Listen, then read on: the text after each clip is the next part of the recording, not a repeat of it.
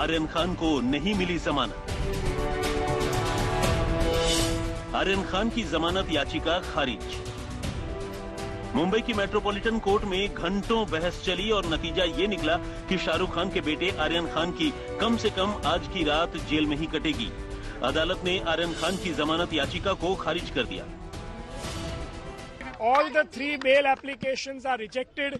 जो तीनों bail application की आज सुनवाई हुई, कोर्ट ने ऑपरेटिव पार्ट मतलब जो डिसीजन है वो बोला गया है, रीजनिंग अभी बाकी है। कोर्ट का डिसीजन ऐसा है कि तीनों एप्लीकेशंस, बेल एप्लीकेशंस रिजेक्ट हो चुकी हैं। इस बात पर ही असमंजस था कि मेट्रोपॉलिटन मजिस्ट्रेट की अदालत में इस केस में जमानत की सुनवाई हो सकती है या नहीं। हालांकि बाद में इसी अदालत में 1:45 बजे जमानत पर बहस शुरू हुई। आर्यन की तरफ से सतीश मानशिंदे ने बहस की तो एनसीबी की तरफ से एक बार फिर मोर्चा एएसजी अनिल सिंह ने संभाला।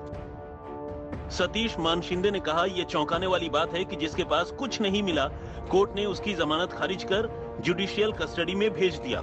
एएसजी अनिल सिंह ने कहा, अगर एक मामले में 10 आरोपी हैं, एक ही एफआईआर है, तो भले ही एक आरोपी के पास कम मात्रा में ड्रग्स मिली हो और दूसरों के पास नहीं मिली, तो इन्हें अलग अलग नहीं किया जा सकता। सतीश मानशिंदे ने तर्क दिया कि एनडीपीएस की धारा 37 के तहत मेरे क्लाइंट के ऊपर कोई प्रतिबंध नहीं है। अगर ये मेंटेनेबल है तो आप जमानत दे सकते हैं। सतीश मानशिंदे ने आर्यन की तरफ से कहा, गंभीर अपराध करने वाले लोग घूम रहे हैं, मैं उनमें से नहीं हूं। मैंने कभी अपने प्रभाव का इस्तेमाल नहीं किया। एनसीबी के पास मेरे खिलाफ कुछ भी नहीं है। झूठे आरोप लगाए जा रहे हैं। एएसजी अनिल सिंह ने दलील दी, इनकी जमानत याचिका खारिज होनी चाहिए। मजिस्ट्रेट ने कहा, आपका कहना है कि इस केस में 3 साल से ज्यादा की सजा नहीं मिल सकती। सतीश मानशिंदे ने कहा, मेरा कहना यह है कि मेरा क्लाइंट साजिश का हिस्सा नहीं है। वो अरबाज के अलावा किसी को नहीं जानता था। मजिस्ट्रेट ने कहा, क्या आपको लगता है कि ये अदालत इस मामले की सुनवाई करेगी? मानशिंदे ने कहा, मेरा तर्क ये है कि आपके पास गैर जमानती अपराधों में भी जमानत देने की शक्ति है।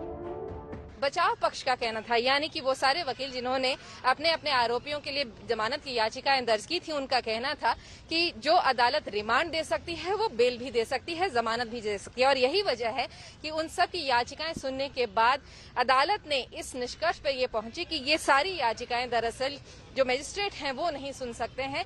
इन सब को अपनी याचिकाएं सेशंस कोर्ट यानी कि एनडीपीएस की जो स्पेशल अदालत है वहीं पर जाकर दर्ज करनी चाहिए थी, उसकी सुनवाई वहीं पर होनी चाहिए। लंबी बहस के बाद आखिरकार मजिस्ट्रेट ने आर्यन खान और बाकी आरोपियों की जमानत याचिका खारिज कर दी। बेल एप्लीकेशन की सुनवाई हो रही थी। आर्यन खान, अरबाज मर्चेंट और मुनमुन, ये 3 जन की बेल एप्लीकेशन की सुनवाई हुई थी। तीनों के बेल एप्लीकेशन यही पॉइंट पे थे कि ये मैजिस्ट्रेट कोर्ट को बेल सुनने का अधिकार है और उसके ऊपर एडजुडिकेट करने का अधिकार है। और एएसजी, ऑनरेबल एएसजी के साइड से यही आर्गुमेंट था कि क्योंकि ये मैटर सेशंस कोर्ट के पास कमिट किया गया है, इसके लिए सिर्फ सेशंस कोर्ट के पास ये अधिकार है, इनके पास अधिकार नहीं है।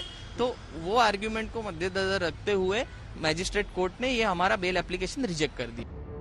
मेट्रोपॉलिटन मजिस्ट्रेट के पास से जमानत खारिज होने के बाद अब माना जा रहा है कि आर्यन खान के वकील सेशंस कोर्ट का रुख करेंगे। तब तक आर्यन खान और बाकी आरोपियों की रातें जेल में ही कटेंगी। अब दिक्कत सबसे बड़ी ये है कि अब 2 दिन छुट्टी होने की वजह से ये जो ऑर्डर है इस अदालत का, ये इन्हें जब देर रात मिलेगा, इसके बाद ये सोमवार की सवेरे ही जाके फाइल कर पाएंगे। यानी कि जब सवेरे फाइल होगी सोमवार को, तो उसके बाद ही इस पूरे मामले की सुनवाई होगी। और यही वजह है कि अटकलें लगाई जा रही हैं कि कम से कम 2-4 दिन तो कम से कम इन सभी आरोपियों को जेल में ही बितानी पड़ेगी। कैमरामैन सुनील वैद्य के साथ विद्या, मुंबई आज तक।